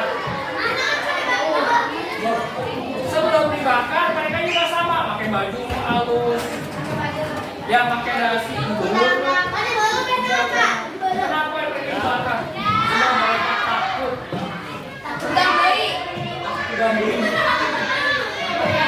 Mereka berkeyakinan bahwa manusia itu akan reinkarnasi, akan hidup lagi dan dibakar.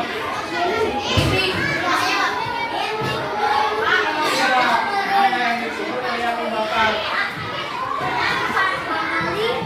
Ayo pulang.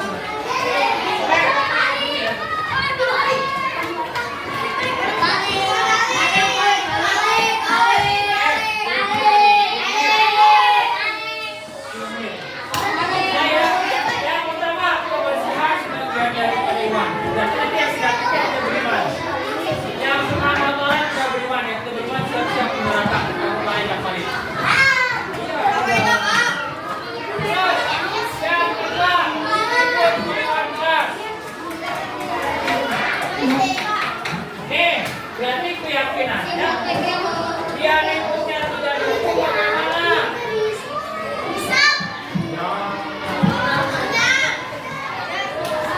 Senang nggak kalau sedih? Berarti keyakinannya dibudayakan.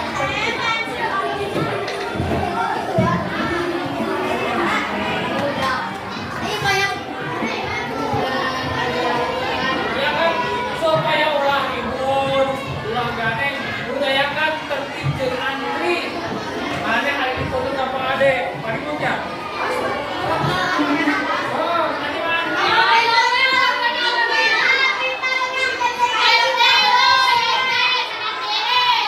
Ya, budayakan tertib dan antri. Jadi kalau mana di kelas, kudu lompatan, kudu gendutan, tertib aja jeung antri.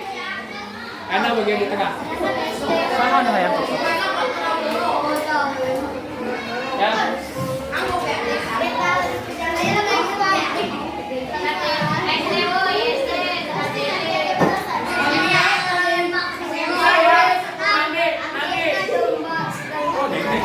Nanti kalau kelas 5 itu harus tertib, harus antri. Karena untuk kelas 7, tertib kene. Ada bukan? Elek bebek Mang Ocan. Bebek Mang Ocan ada kamping ada hiji-hiji mana? Jelema antri. Ya. Nah, yang ketiga. Kan memakai seragam sesuai jadwal. Berarti ada sesuai jadwal bapak dikeluarkan loh. Karena kamu bapak dikeluarkan. Bapak dikeluarkan.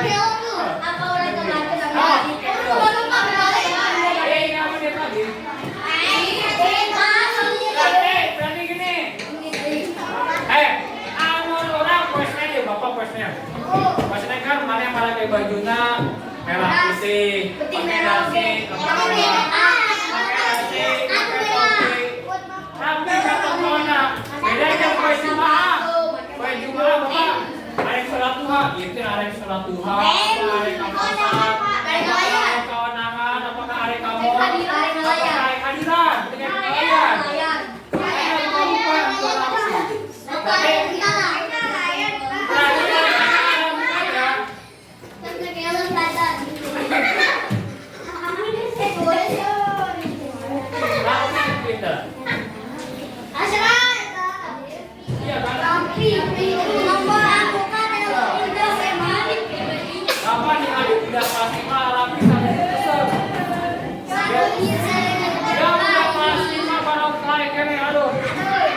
balik dimasukkan di pengajiannya kesarian lain.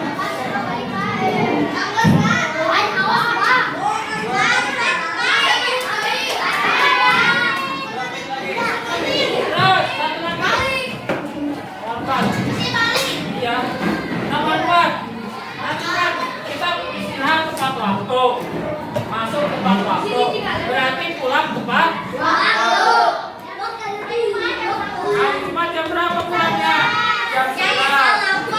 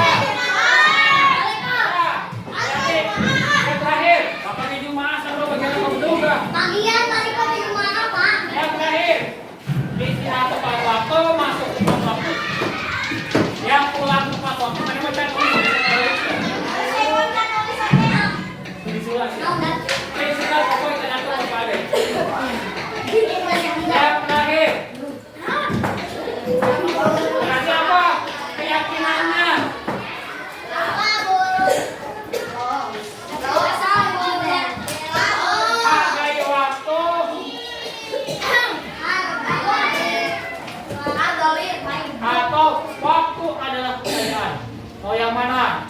Hargai waktu. Waktu adalah hargai waktu. Kayak kamu waktu. Kayak kamu penting. Waktu. Ya. Mau yang mana kalian? Mau balik ke sini? Mau yang mana?